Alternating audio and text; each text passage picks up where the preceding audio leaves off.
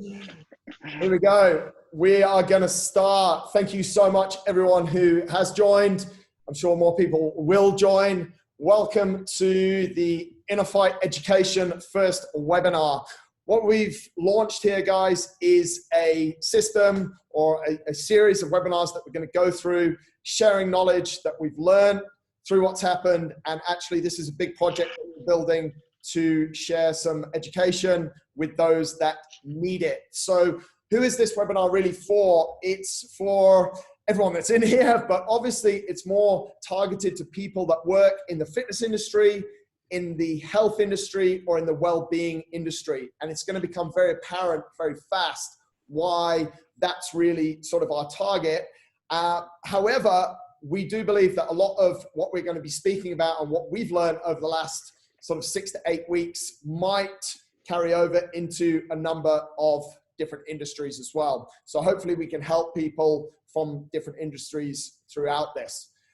If you do have questions, chuck them in the chat. There's also, we'll launch some polls in a bit. So if you get bored of what we're saying, you can play around with the webinar. That's also quite good fun. We will go through quite a formal presentation for about 30 to 40 minutes. And then we'll address some questions. If the question is relevant at the time of someone talking, then please, we will stop and we will go through it. But if it can stay till later, then just please hold off on them. I just want to take you guys through a little timeline on this to kick off with, which is the first kind of important date to us as a business was the 12th of March, 2020, when we launched the new gym. Now, Corona was sort of on the rise and we knew that there was problems coming. Schools was already closed, but I think we launched that gym. We put it out on social media. It's a project that we've been working on for the last 2 years.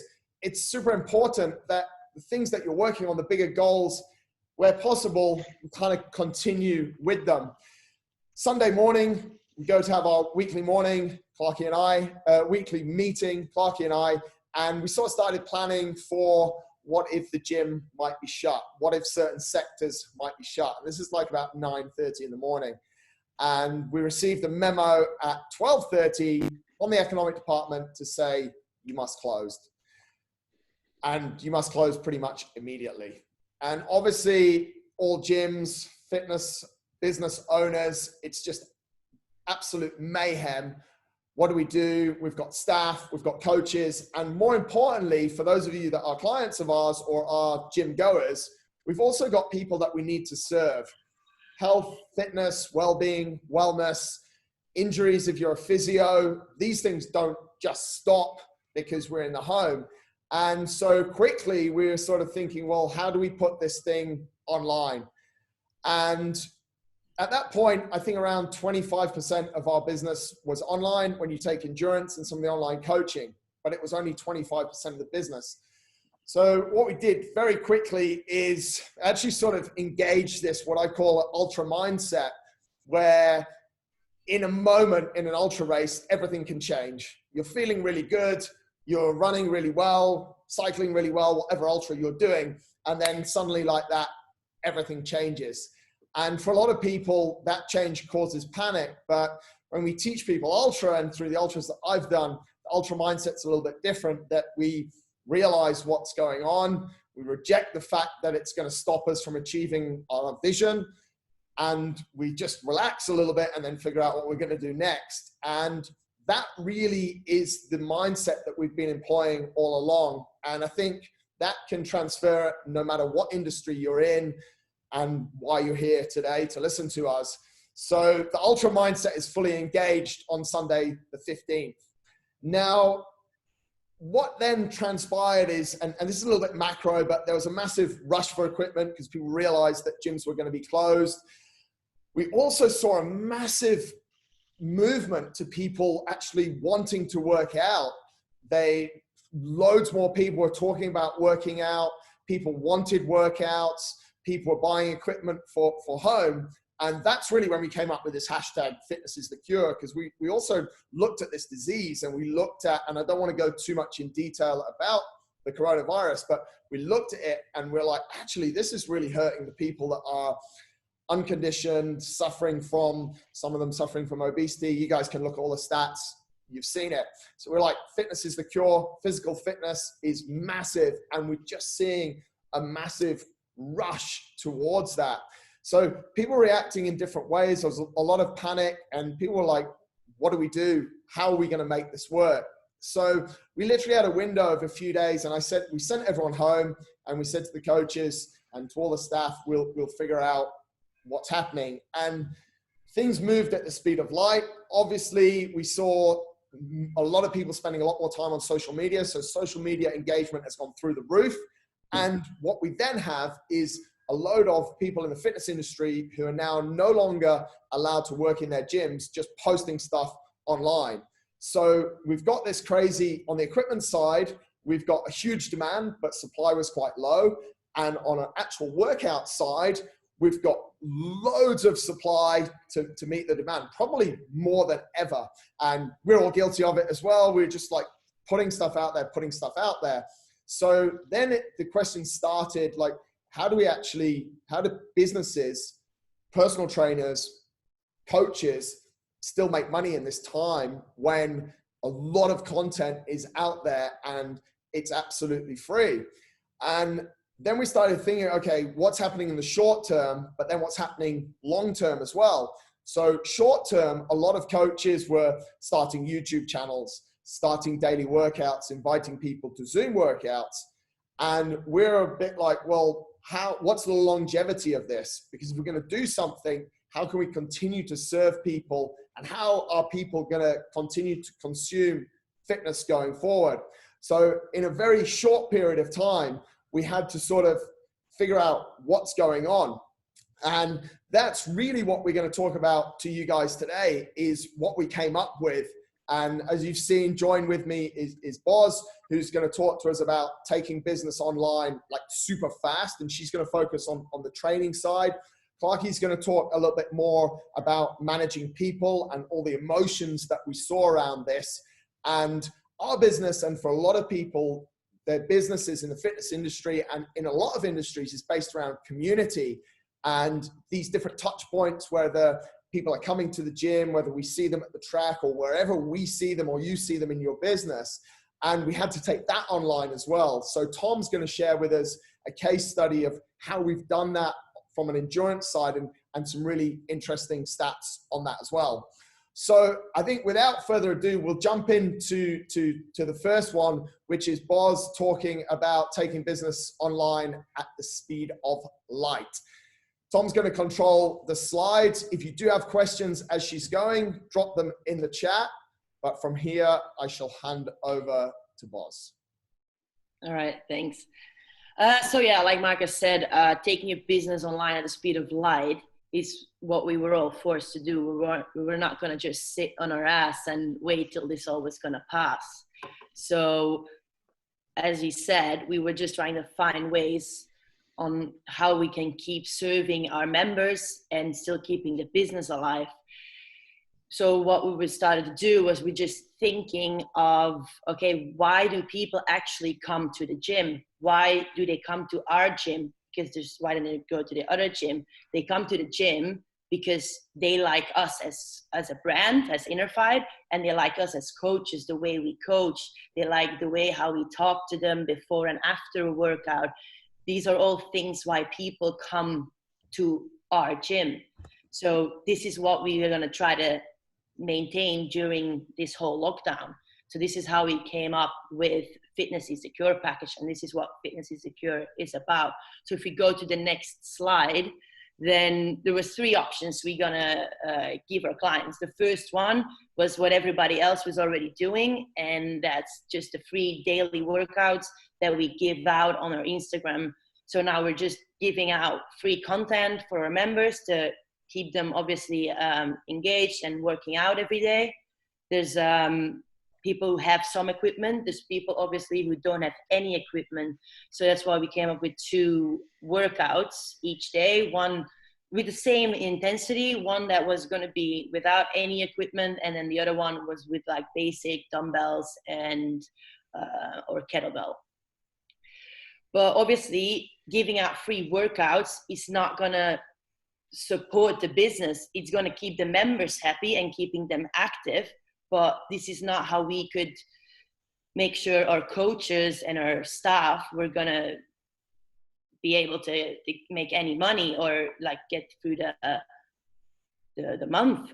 So we had to find a way that we could still make some revenue, and that's what Fitness is the Cure package is about. So Fitness is the Cure is the way how we can support our members, giving everything and actually even more than what we do in the gym to them. But this is going to be a paid service.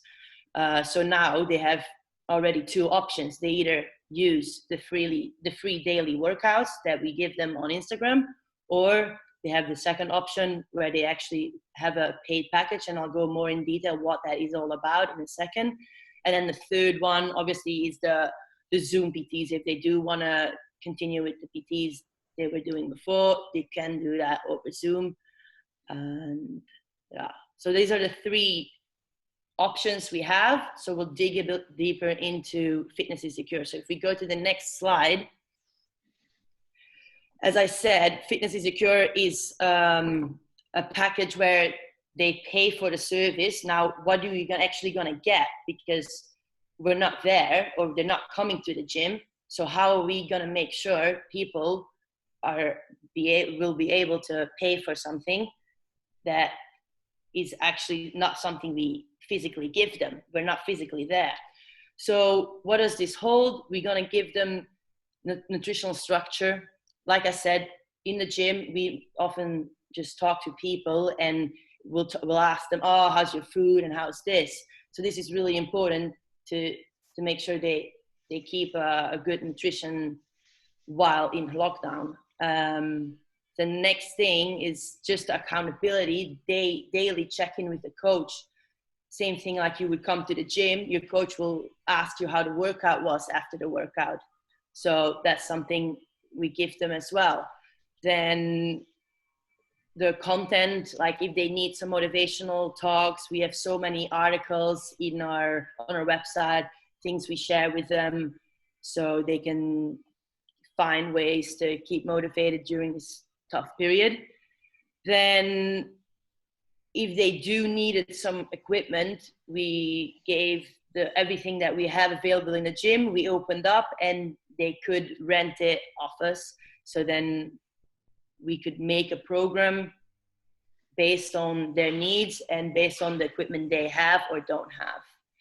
Then obviously there's a 24 access to the coach, which is hard on the coach sometimes. When they call you very early in the morning, you give them a call, but sometimes late in the evening people finish work. But that's a service we want to give them because we want them to feel like they have us there with them and they never feel alone. When they feel not motivated or they just have a bad day, they need to feel that you as a coach are there and are willing to help them with training, but also with anything else. And then weekly body analysis. So when they come to the gym, they can go on the machine, and a lot of our fat loss clients will use it weekly to keep track. Now, this is something they can't actually physically go on, but one of the best ways to track process is pictures. So at the start of our lockdown challenge, we made sure everybody took pictures, and it was a hard thing to do in the start. Most people weren't really like, oh yes, I'll take a picture now, but we really made sure they did. But now, a month later, we don't really have to ask them anymore for the picture because now they're sending us their picture because they're just happy about the progress they made. So if we go into the next slide, then I'll go through the process that we took our coaches, or what we told our coaches to do for Fitness is the Cure package. So the first thing was contact the clients, get in contact with them by mail or by WhatsApp, or even better, just give them a call. At the time, we were still allowed to go out and to meet people. It wasn't fully locked down yet, so we advised the coaches to just go and visit people, get a feel of what the client really wants, what do they need help with. And once we established that, once we knew what our clients wanted and needed, then we could go into if they wanted a fitness secure package. So once they signed up for that, we send them a questionnaire. The more questions we gave them, the more information we got. So the more information you get from your client, the better program you can make for them. You don't want to, if you make a program for someone who lives in a flat, if you didn't know they lived in a flat and you made it that they have to run outside or whatever, that's not going to work. So it was important to get the right information from them to get the right program. The program we give them was through True Coach or Training Peaks, depending on if they're on the CrossFit side or the endurance side. And then they get that through weekly basis, and they log their workouts daily. So also that, them having to log their workout, what they have done or didn't do, gives them extra motivation, because they don't want their coach to see that they didn't do it, because then the coach will call them the next day. And that's what the visits or the check-ins are for. So visits at the end, in the beginning, we said go visit your clients, but obviously lockdown happened, so that wasn't possible anymore. So now we created Zoom meetings once, twice a week, where the whole group comes together and just talks about different things. Then the check-ins is probably the most important thing of the whole program. No matter what training program you gave them, the check-ins is what made them do it. Giving them a daily call at a certain time, so they know their coach is on their back, and they also know if there's something wrong, they can just talk to you about it. In the end of the week, we would give them some reflection, and they say, okay, this went well, this didn't go well, and then we just play with that.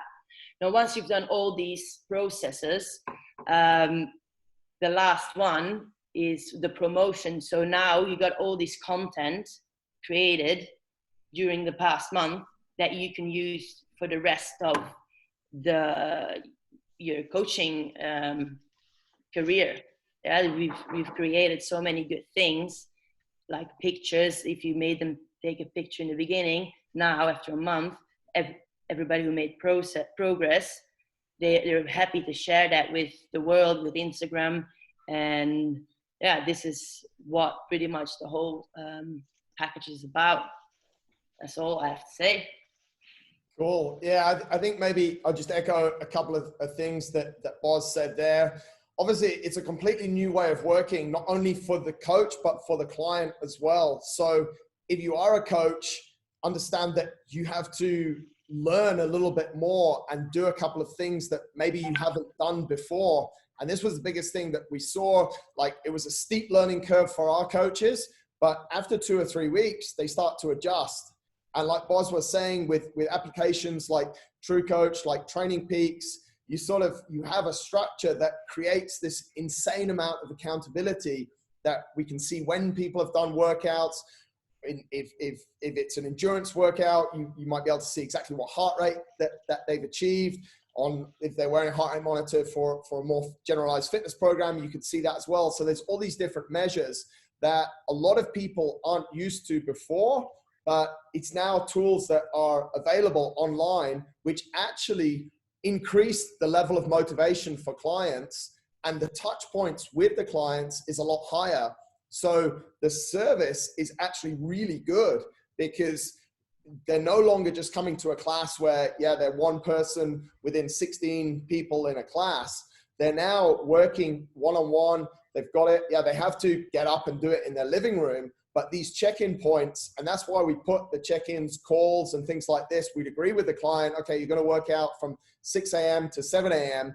And then we'd have the coach calling them at 7:01 or 7:10, whatever. They just know that that call's coming to talk about the workout.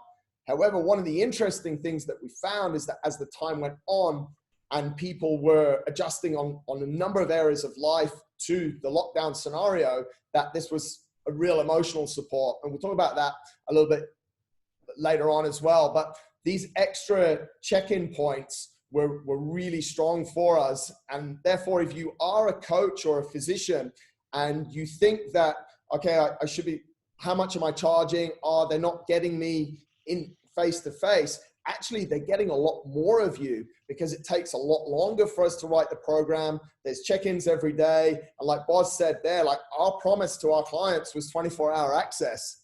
And literally, if I have a client that is going out or into their living room and I've put split lunge and they don't know it, okay, True Coach and Training Peaks has the option to put it in, but if they can't understand it, I need to respond pretty much straight away to ensure that they have a good experience with the program. And that creates a lot more connection as well. And I think it's the same on no matter if you're coaching people in fitness or on all the different levels that we're talking about here. So that's why we feel that that program was successful, because it has a lot of touch points in it.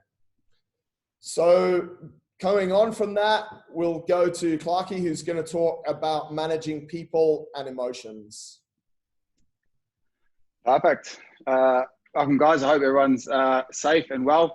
Just going to quickly touch on the aspects that we and the sort of the three-step process that we went through, and making sure that our staff, first and foremost, were going to get through this and to know that they were here with them the whole way. And then also a certain aspect of making sure that our clients understood what was happening as a part of this process as well, which has kind of been touched on. So, Tom, if you can just go to the first slide. As Marcus had already pointed out, very early on, we gave our team sort of 2 to 3 days once we got notice what was happening, just to go home and treat it almost like a holiday, because we weren't sure what was happening. Although if you were honest with yourself and you'd been following what was going on in other parts of the world, you knew what was coming. So we thought it was important for them to go home. And then the team that we have here today kind of sat down and tried to figure out and dig a little bit deeper on how we were going to manage this process. And it was really important that we sort of got together and knew that we were going to leave what was normal, and making sure that we created a information on how we were going to move forward and how that was going to translate to what was now the new normal. And the reality needed to be set, and the expectations that were going to be laid out to our staff first and foremost, and then obviously the expectations that the clients were going to have from two-sided from us, and then what they expected also. And when we came to the situation of what was the new normal, it was what can we do to make the most of it, and come up with a game plan. And certain things have already been discussed about how we were going to make sure we come out of the situation, out of the other side, better in these areas that we've created.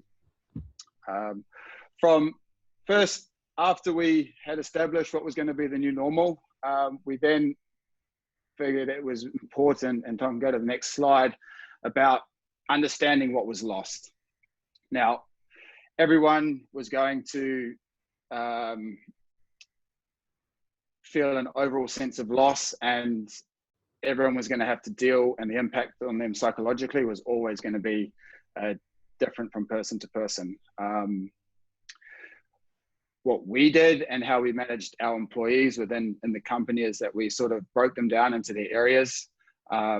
We discussed as an individual department initially how we were going to help them through this process, and really just give them an understanding that, one, back to what was normal, and we knew it was going to be 1, 2, maybe even 3 months, and here we are in week 6 or 7, I'm not quite sure. And you know, what we gave them at the initial has obviously impacted them greatly right now. So understanding what they'd lost, we'd lost all our access to the gym, we lost our ability to coach in person, we lost our ability to offer some of the services that we were offering. If we look at our coaches, there was a sense of loss around them who were planning to compete in various events around the world. So there was a sense of loss on a coaching perspective. And then from an office and admin staff, there was also a loss of, you know, they look forward to coming to work, to every day, to getting out of their house, to being in the environment where, you know, everyone's in the same area. For those of you that know Innerfight, it's a very open office environment. So they had contact every day with the people that they work with. So how were we going to manage that and try and keep as much of that as we could from a staff perspective to keep them involved and connected with each other. And then obviously, how can we help our coaches through this time, and make sure that everyone remained focused on their goals, which is where we got to next, was what was there to gain out of the situation.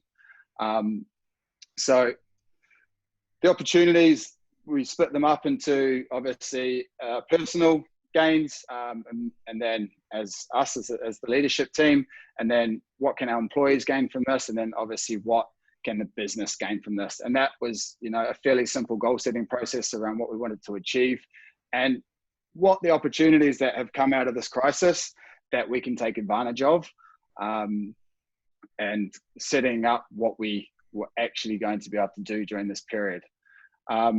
It was a good opportunity to sort of get some perspective, and rebalance around the mindset of gratitude versus entitlement, because, you know, things that we take for granted every day, being outside, being in our gym, hanging out with the people we like to hang out with, etc., was just all taken away. So again, from an employee perspective, we made sure that we've set up all the different things around making sure that we stay connected with weekly Zoom meetings with all our different departments, the opportunities that we've given them to learn in different areas, and giving them ideas about what they can do during this downtime, even though they are still working. Okay, there's obviously a little bit more time that they have, and the opportunities to life skills, learn languages, go and do some research and some study about different areas that are going to help them and the business moving forward. So we were feeding them constantly, and we continue to do so on a weekly basis to make sure that they're making the most of the opportunities that currently exist here. So that three-step approach, the mindset, getting them in the right mindset, identifying the key losses and the gain, and that's sort of where we are and what we're at now. So again, Tom, if you can just, yeah, you're good. So if you're in a situation where possibly you haven't left the old normal, and I know of certain people who are currently sitting around thinking that this thing is just going to change and sort of just waiting and waiting and waiting. If you have employees, you need to get them out of that mindset and into the mindset of the current new normal. If you yourself are self-employed and you're in a situation where you're sitting on the sofa just waiting for people to come through the door and start training with you, or you know, use your services, again, I don't think it's going to happen. So again, shifting that mindset to this is now the reality. Will that change this normal that we're in now? Absolutely. And we're starting to see those changes come into effect, especially here in the Dubai region. Very clear to understand and acknowledge the losses that you face. So there's a sense of reality, okay? And without diving into people and personality types, everyone's going to deal with it differently. So you need to find out and really individualize those people and deal with them individually if you need to. List the opportunities so it gives them a sense of refocus, and, you know, a positive outlook. Like Marcus said, we launched the gym. Now everyone's got something to look forward to from our business perspective, as that's what we're all working towards, and making sure that, you know, when we're ready to open, we're firing on all cylinders. And then provide a platform for your for your staff to communicate to you, and vice versa. If you're a solo business person, reach out to mentors, industry leaders. You know, everyone's got a little bit more time on their hand, and if they're good people, they're likely to respond. And obviously things like this that are all popping up that gives you an opportunity to learn and develop from. And then obviously lastly is within your own communities or within your groups of training professionals, is just to stay together and communicate, because, you know, it's a tough situation and going through it alone is obviously not ideal. So find that support network and they'll help you through this. Thanks, Clarky. I think just to add to that as well, folks, the whole sort of title or subject there, managing people and emotions, is on really every level. And I think we've all found, if we're coaches or sports therapists, whatever you are, or even if you're working in an environment, people are kind of up and down with emotions. So to continue to be successful going forward, it's more like, I think the culture has been quite front foot and this, whereas now we've got to just step back a little bit and hear people out. I've seen it massively on the food business. in the first week of lockdown, the complaints tripled, and they were really not really about much, but people were just so emotional because it was related to food. And since then, it's all calmed down. So I think one of the key things, whether it's an employee side or a client side, is that people are a little bit more emotional, a little bit more up and down. And as a professional in your industry or trying to give a service, it's really a time to sit back and listen even more than ever to what people are saying. Let's move to communities, and Tom's going to share with us pretty much, as I said at the start, like a case study of what has happened within endurance, because we're able to kind of measure quite a few things here, which I think you'll all find very interesting.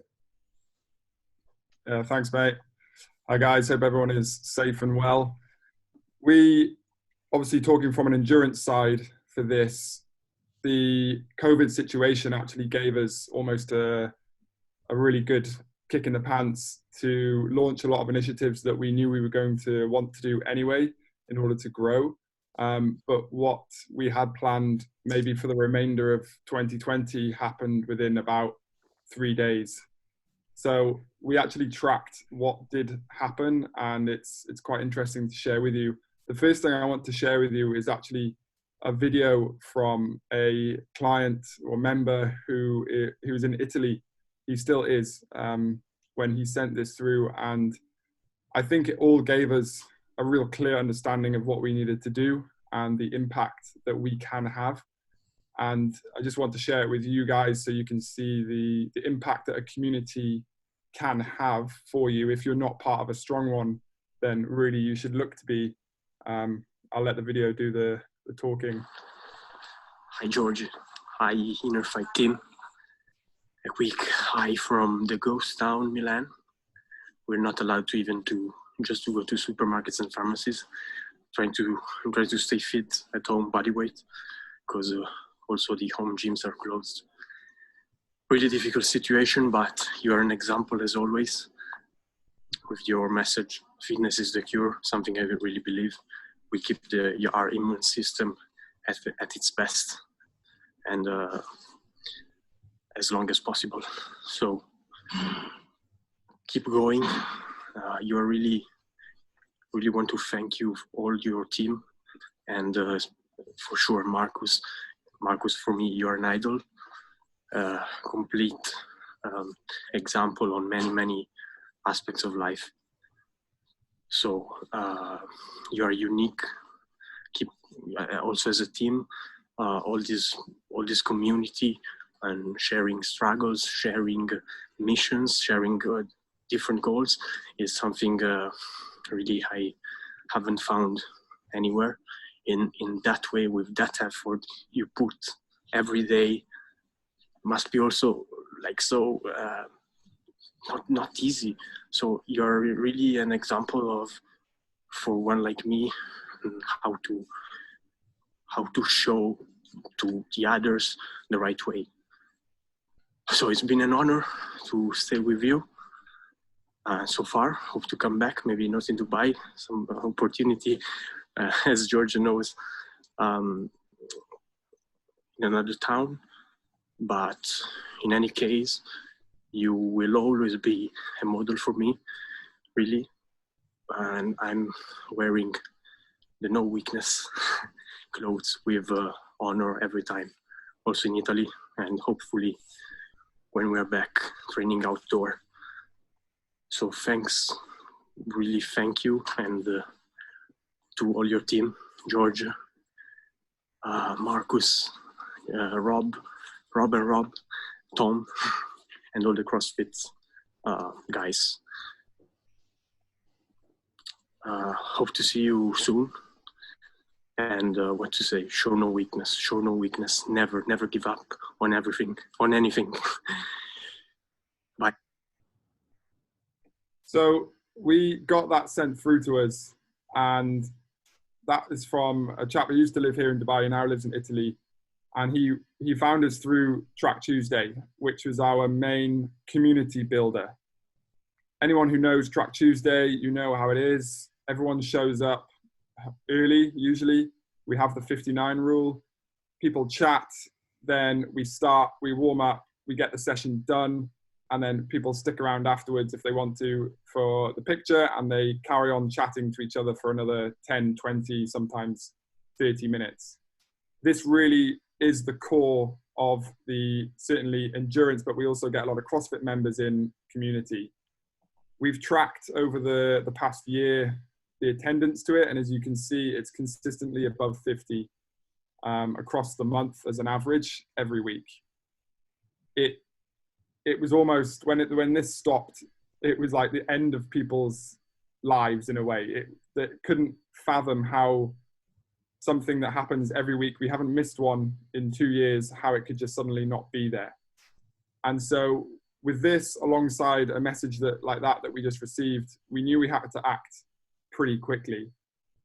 The other part to the endurance community is weekends and Thursdays. So we're always at events, we're always as a group, we love to be part of a team. And on Thursdays, we also had started developing a coffee chat, which was a very informal way of people having a run, but more importantly, it was about, after the run, sitting down and having breakfast together and just chatting. Didn't necessarily need to be about running. It could have been about life. It could have been about anything that was going on. And so all these pictures show the depth of community we had. But if you look at them all, everyone is standing an inch apart. So obviously it couldn't continue the way it was. So we really had to think fast how we were going to keep what we have, but turn it into an online platform, which we didn't really have. Well, we didn't have before COVID. And it was on our plan, as I said, for 2020. And it was around a 6-month to an 8-month plan to get it going. We managed to make a plan for it in about 3 days. And I can show you on the next slide the numbers that we managed to retain in terms of community. So we put into place 4 sessions. 3 were group and pretty open to all members. As long as they were on the mailing list of Inner Fight Endurance, they were invited along to the 3 sessions, which are the Sunday, the Tuesday, and the Thursday coffee chat. From a personal coaching group standpoint, that's also a very strong micro community within a bigger community. So each coach was tasked with making sure they could get their individual guys together and chatting in a very safe and intimate environment that you might get similar to after a Track Tuesday or after a ride on the weekend, where your guys have got some questions for you. They feel like they don't want to take up too much of your time. So they've come up together and they just want to have an open chat with you. And that was really important to keep as well. Talk Tuesday obviously replaced Track Tuesday. Track Tuesday was our biggest community builder. And with Talk Tuesday, we managed to we pretty much get a consistent number of about 38 up to 40 each week. The first week, I actually couldn't believe my eyes when I was watching the amount of people who still logged in for Talk Tuesday. I thought we were going to get 0. And we had similar numbers to we normally get at Track Tuesday.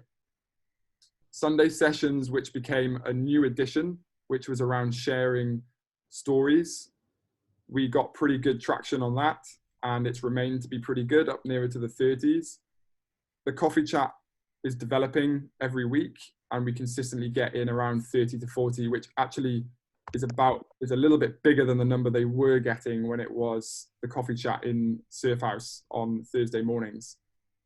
And then the personal coaching groups, between 10 and 20 each week, take some time out on 1 day a week to come into a group and chat to their coach. So if you look at the spread of numbers across the board, with 1 main session, we replaced with basically 4, and we've managed to retain some great numbers across that. It wasn't easy, but I'm going to show you now a model that we used to base it off. And it's kind of a showing point that it doesn't matter where you are. You don't need to have, in the CrossFit case, the gym, in our case, a track. We'd experienced it a little bit with losing a track earlier on last year. everyone thought Track Tuesday wouldn't be the same. We just moved to a beach and we ran on the beach track, and it was exactly the same. And so we experienced it a little bit like that, but not in this obviously online environment that we've seen here. And so we can really look back at this time and be proud of how we've kept this community together. And I actually would argue has grown stronger with these 4 sessions in place. So a model that we used is by these guys, Macmillan and Chavis, who all the way back in '86 put together what creates a community. And it's these 4 points here. So membership, influence, fulfillment, and a shared emotional connection. If you think about what we had, all of these were based around a Track Tuesday session.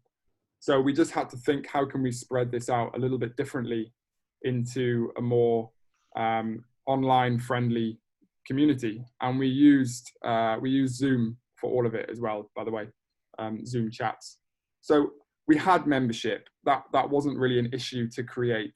We take on obviously clients for various different packages.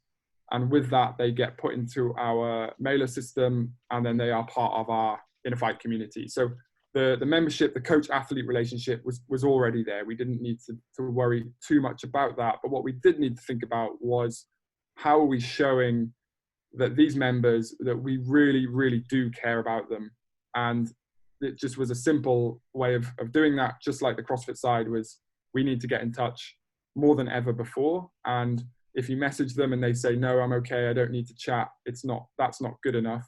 You call them, you persist, you ask every day if you need to make sure people are okay. And your athletes that you're responsible for, you really do care about them. And the lucky part of that is we care about every single one of our athletes. So it wasn't even an issue to do. So the membership side, we were really, really comfortable with. We all knew what we were doing.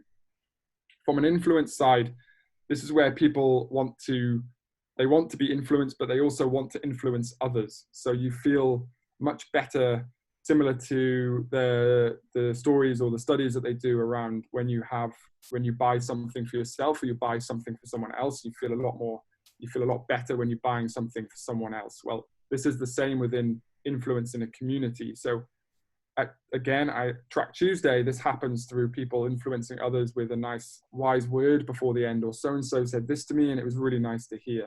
Well, now suddenly that's been broken up. How can we make that happen? So we came up with how we wanted to structure our talks. So Sundays were for sharing, Tuesdays were for informational. So we were giving off information to them. It was very much a coach talking to the group. Thursdays was talking with them. So we wanted our athletes to be doing mainly the talking. And we had obviously the personal group sessions so people could feel comfortable and hopefully influence each other on a more micro level for that.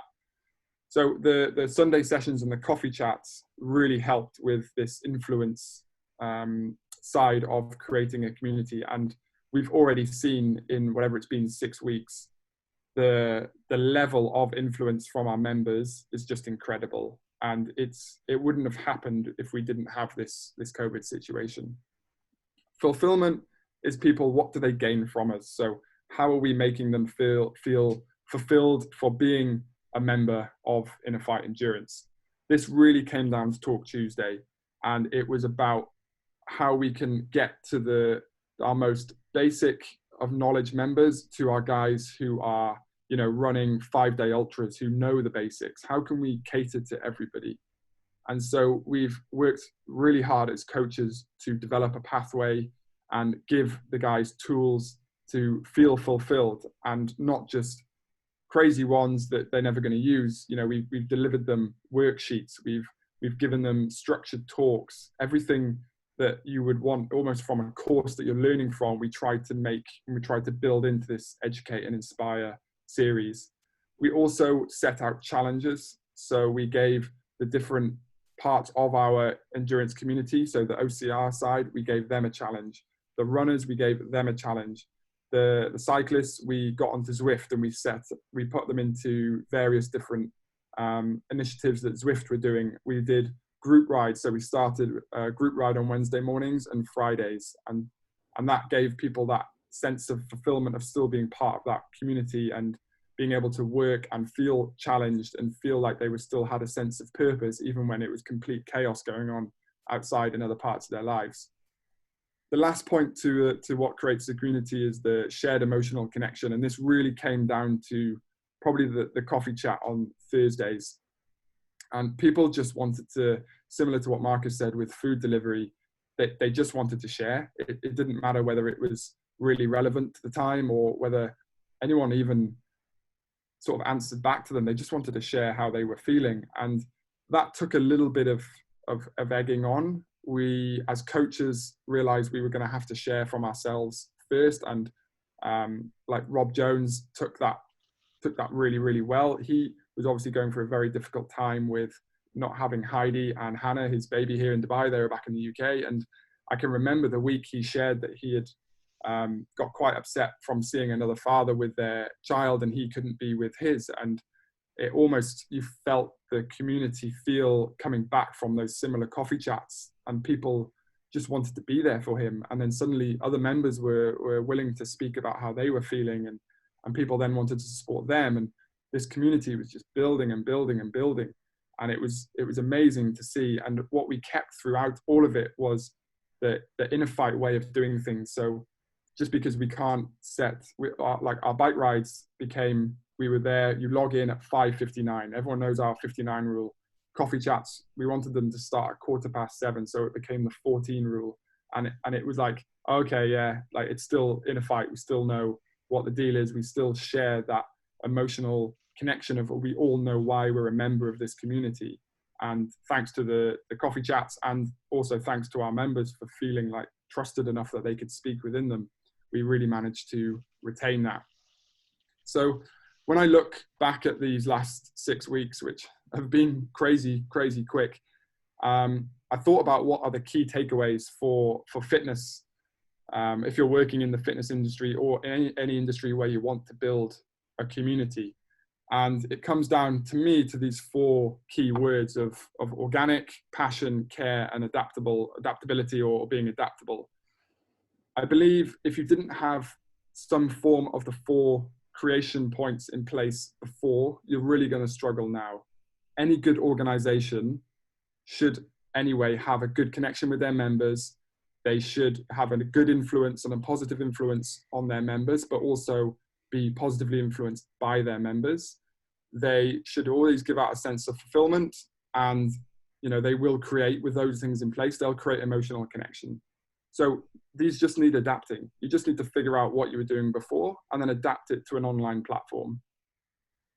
Passion should come from what you do, what you love. If you work in the fitness industry, you're here because you love what you do, and that's normally the only reason. So you should love the basics to the advanced, essentially love it all and want to share it. And at this time, you're never going to have an audience so focused on you again. So be in love with sharing all parts of your community. Like, we've done more talking around zone 2 than ever before. And to most people, it's the most basic of things. But one of our biggest sessions and the most we got interaction for was based around the most basic form of aerobic training. And because all the coaches love talking about it, it wasn't a hard thing to do. And it shows passion across to your members, which will keep them engaged with you. Care, as obviously speaks for itself, but I really think if you're not doing this, you need to, but think about this. Leaders listen, dictators demand. So listen to what is happening, listen to your members, listen to what they want, and then you can share why you care with them. Don't try and show it first. The first sign of showing it is that you're just there to listen. And that goes across with working with your other coaches as well. So leaders listen, dictators demand. And think to yourself, how can I care a little bit more that puts me on another level compared to any other coach out there? And if you go into a conversation or you go into a client interaction with that mindset, you won't come out of it on the wrong side. You'll only come out of it winning. Adaptability is something that, like, I'll hold my hand up and really had to focus on and work on, and that is being feedback driven. So I had a load of ideas of what I imagined our online platform to look like and what I imagined our online presence to be. And ultimately, it just wasn't the case. We tried certain things like coaches cook-off, and there was one week we got like 5 people watching it, and I was like, okay, this sucks. Like, it was my idea and it's not working. Let's try something else. We talk to our members, obviously. We want to know where the feedback is coming from, and we track the numbers so we can almost see from a data standpoint what's going on and where we need to adapt. So don't be rigid with your ideas. And one thing to remember being around adaptable is people's opinions are never wrong. They might not be the same as yours, but they're never wrong. So listen and be willing to change if something comes up where you need to. These 4 key takeaways, they need to begin at your top level. So if you as your group leader or your manager or owner of your business isn't implementing the 4 points of community within your coaches, it's going to be very hard to get that to be implemented into the level within your clients. So work out, is this within your coaches first? Is it within your mind frame and your way of thinking first? And if it isn't, look at these key takeaways, find out where it is that you're a little bit weaker, where it is you're strong, and start to drip feed it down into your coaches. And I can promise you it will drip feed straight down into your clientele and your members as well once you get it right. That's all I have. Cool. Thanks a lot, mate. Really good examples there. If you want to flick to the next slide, guys, I'm conscious of the time, and I just want to wrap up with a couple of points that I think are interesting. The health and fitness industry, I think there's opportunity everywhere. I think there's opportunity in every industry. And these are the last points that we sort of learned over the last 7 or 8 weeks that I think have helped us a lot and helped us to grow what Tom says, these relationships on a number of different levels. So clear messaging, just be straightforward, try stuff. If it doesn't work, stop it, but just be super clear with what's going on. We've stayed authentic as well, which is something that we've done the whole way through. I think it's, if people are one day like this and the other day like that, you lose their attention. You've got everyone's attention, stay authentic. The new touch points that we've created that Boz spoke about have really served us well. And we're figuring out how we continue to have those touch points going forward.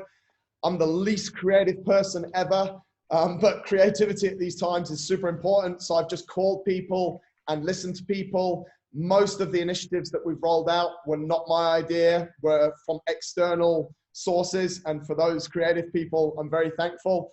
If you can, within your business, no matter what it is, create community. If that's a small coaching group, if it's a group of your patients, if you're a physio or a health coach, then that is super, super important.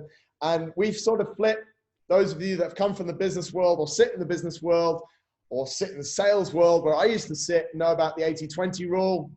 However, we flipped it round. And I said this to the coaches when we launched Fitness is the Cure, and they kind of looked at me a bit funny. I said, this is 80% about developing relationships and emotions with people and 20% about the program that you write.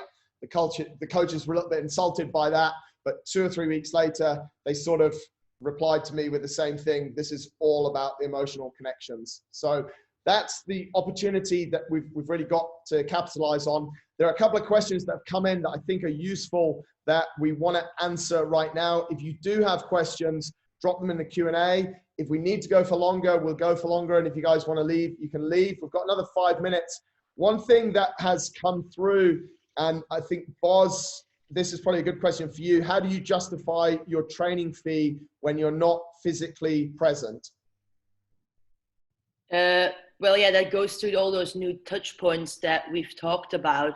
The more you show them the value you give, we give them more value than they used to have when they just came to the gym, because now we're actually making them a personalized program that is just about what their goals are. And we give them those calls. If they need some help with the technique, they can send us a video. We talk over the screen. We send it back to them. So there's so much interaction between the coach and the client now that the value has just increased more, and the price we're charging is the same price that they used to pay to come to the gym as just a normal member, where it's just a class that they attend. So I think these are the most important things, those touch points that we spoke about. Cool. Another question that's come in, I think, Clarky, you touched on something about Zoom. The question, so maybe you grab this one, mate. Would you worry about the visual experience while training people on Zoom if you have limited space and means?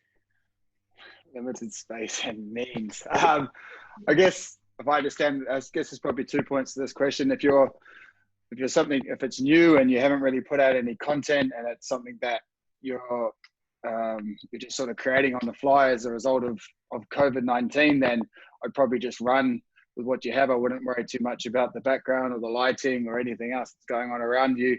As long as you have a clear connection with the client that you're either working with or the group of people, if they are looking to see you in terms of what, if there's a movement that you're showing them, then obviously, yes, you should be in a clear view. But and the other way around, if you're watching someone, you should be able to obviously see what they're doing. But I'd use this opportunity to really work on just your vocal coaching and your ability, because you don't have the ability to stand there and correct and touch people. So again, take this opportunity to really learn, work on your cues and things like that. And I guess if you have the ability to keep your brand that you've developed, whether it was pre-COVID with all the fancy things, then go ahead. You've got the time and the space, then, but I think most people are just working within their means, like you say, and everyone understands because everyone's in the same boat. So I don't think there'd be any issues. Thanks, mate. There's 2 questions that have come in that are quite similar. So I'll read them out and then I'll answer them at the same time, sort of, I think, because there's one answer. One says there's a huge move in the delivery model as a result of COVID. Can you see yourselves continuing this delivery style for those that want it, or tweaking it to fit with the gym reopening? And again, this question is quite similar. How do you see the split going forward? How will you adapt to that?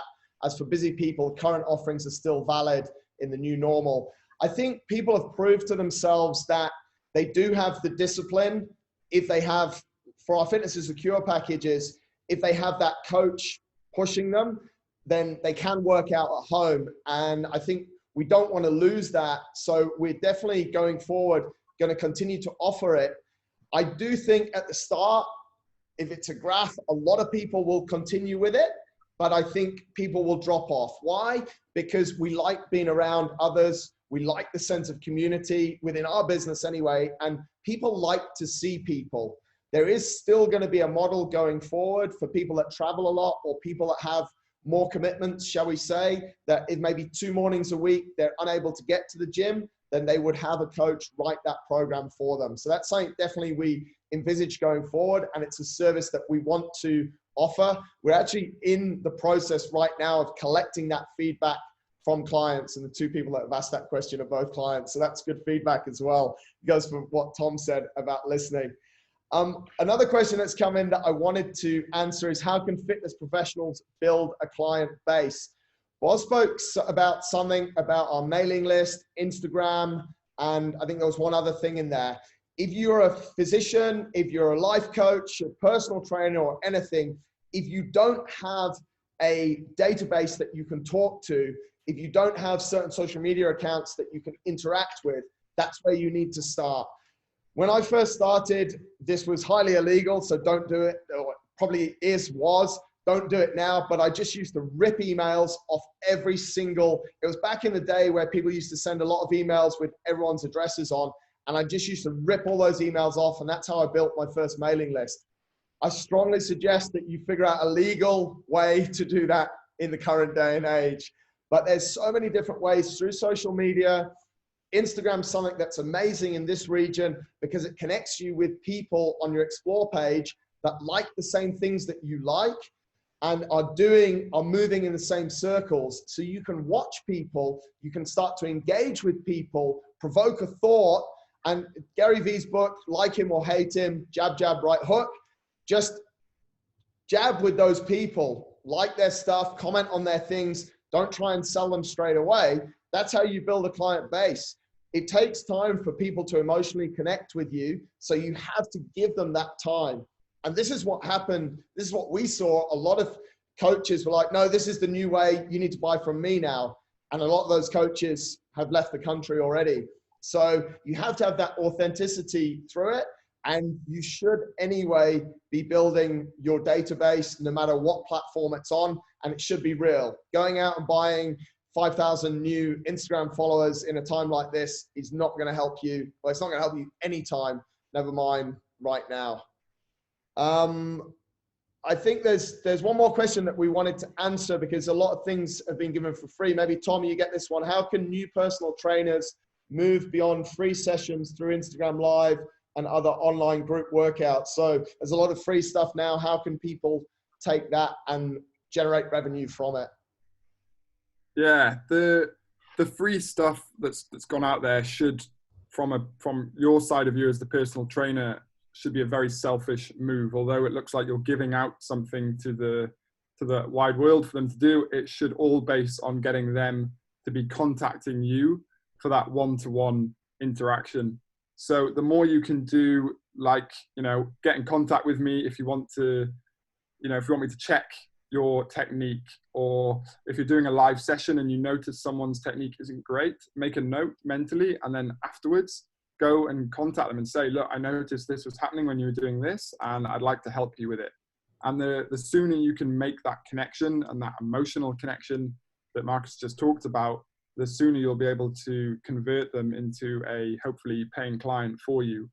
So everything you do shouldn't just be on a whim. Like, plan it, figure out what, if you're going to do a live session, what's the purpose of it? What are you trying to get across? And then be hyper vigilant, and again, listen as to what's going on, so that when it comes time afterwards, or for you to reach out to that person, you can show a level of detail that they just weren't expecting. And that opens up a whole new level of coach athlete relationship from the beginning. And that's really important to establish straight away. I think if you're just doing live sessions because you just want a lot of people on your Instagram channel, that's all you're ever going to have. You need to think a little bit further. And the great old saying, there's no point in trying to capture a huge audience if you get no pulls from it. You may as well concentrate on focus on one place. And if you focus on 5 people and get 2, well, that's better than focusing on 100 and getting none. Yeah, I think that's one of the important things as well.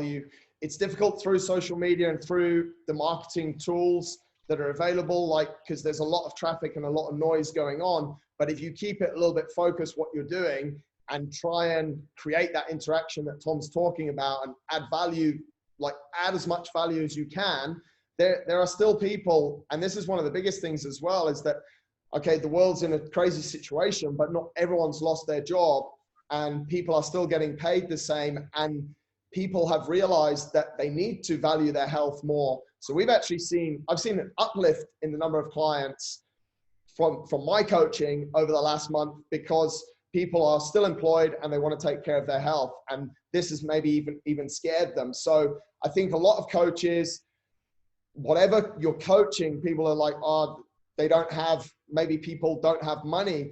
Well, I think people do have money, and the people that you've communicated your value with in the right way are going to pay you, because you've communicated your value to them and you've supported them through these emotional times. So I think sometimes coaches have a little bit of a poor opinion of themselves. Sometimes it's way overinflated, don't get me wrong, but sometimes it's how can I get this from these free workouts that I've got 300 people on to get one person to pay me?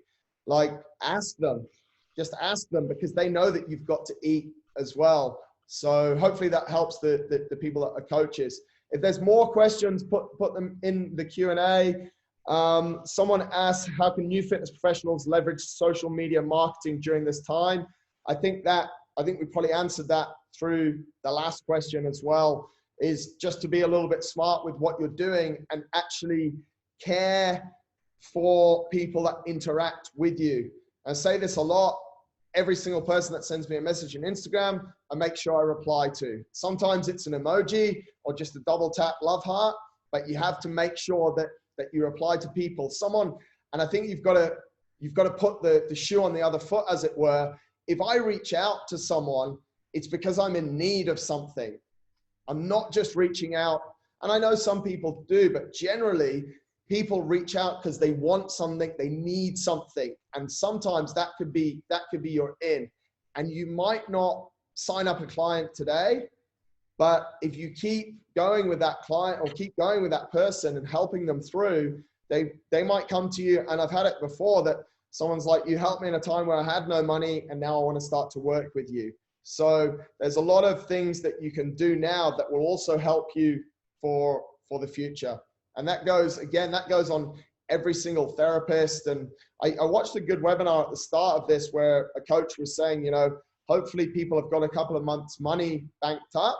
So just use this time to support people, to help people, and it'll all come back.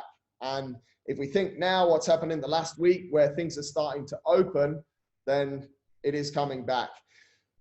On that, and it's one of the final questions, and that's why I sort of left it to the end, is a lot of people have been asking us what we think about opening up. And we've also had clients asking us if we can go and coach them at homes or in parks and this kind of stuff. The answer is, for us as a business, and this is what we encourage for everyone, is to follow the guidelines for your industry. So if you're a physio, do what the DHA says here. If you're, you know, whatever part of this industry or whatever industry you're in, follow the guidelines. And this is exactly what we'll do. We'll take the playbook that's issued by the economic department. And if we feel that that time, as long as the gym's ready, is the right time to open with those restrictions, then we'll open. However, if we feel that the experience that we want to offer, we cannot offer within those restrictions, then we'll stay closed, because it's not a good experience for people. And we've seen that this weekend. Jamie and I were talking just on Friday about a dining experience that he had, that a restaurant had opened. He went, it was weird, it was an awful experience, and now he's not going to go back. And so what they've opened on the first day, and they've lost a client that maybe I don't know, if you went 2 or 3 times a week, for argument's sake, they've lost that client, and he's probably only going to go back when things are fully open. So that's definitely what we'll follow. We'll make a call based on the government guidelines, and also that we can offer the experience that we believe is a brand standard that people expect from us. And I think that's super important for no matter what industry you're in. The only final thoughts that I have, guys, is linking back to sort of some of those points that I shared in the last slide. Is the fitness industry is very resilient. People will need health. You can capitalize on that by basically remaining authentic. Don't change too much, and don't start loads of things that when you can return to your gym or to your medical practice or seeing people a lot more in person, you can't maintain. Because those things that you're doing now that people are liking, they'll probably want them going forward. So I saw a lot of people starting a load of new things that they can't flip back when they go back into the workplace. It's different from the case study that Tom shared, because all of those touch points that we've created go back into physical touch points, but just be a little bit careful. Authenticity is the key, and just keeping your message authentic and ongoing all the way through. Keep talking to people, especially the people that have supported you in these times. I'm going to put up a couple of polls here, and I just hope that you guys, if you have a second, can put some thoughts in there that we can gauge, because we want to continue this going forward. Also reach out, let us know what you want to know about, what information is interesting to you. Was it boring? Was it good? How can we help you guys? Inner-Fight education is something that we're just sort of starting, and we want to develop it. So basically we need to know what you guys want. And if you don't want anything, we won't do any more. But I think on that note, just thanks a lot for joining. Give us your feedback in whatever way you want. Thanks to Boz, Clarky, and Tom. Super useful. Hopefully we'll see you guys in person again soon. If not, we'll see you on another webinar where maybe we can dive deeper into social media or something like that. Thanks a lot, guys. Thanks, guys.